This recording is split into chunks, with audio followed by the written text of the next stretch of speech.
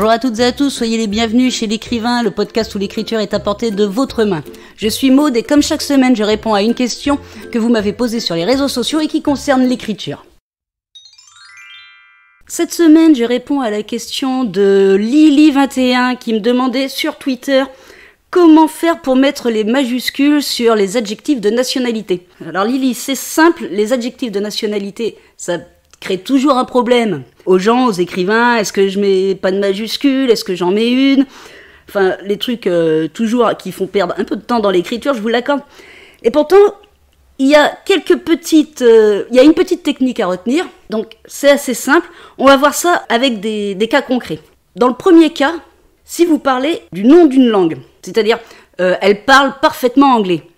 À anglais, vous ne mettez pas de majuscules. Donc, quand c'est le nom d'une langue, pas de majuscules. Dans le deuxième cas, c'est quand c'est un adjectif qui va modifier le nom, comme nos amis les Belges. Donc à Belge non plus, vous ne mettez pas de majuscules.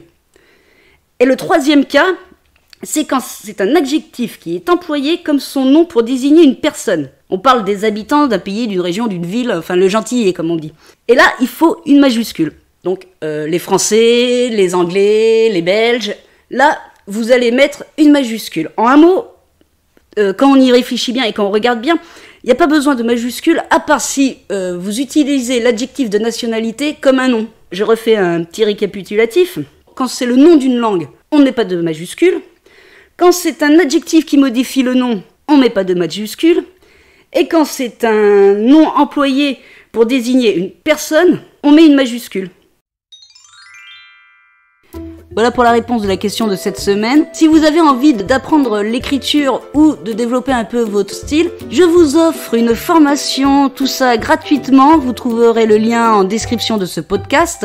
Si vous avez envie de me poser une question sur l'écriture, n'hésitez pas à me contacter sur les réseaux sociaux. Sinon, je vous retrouve la semaine prochaine pour la réponse à une nouvelle question.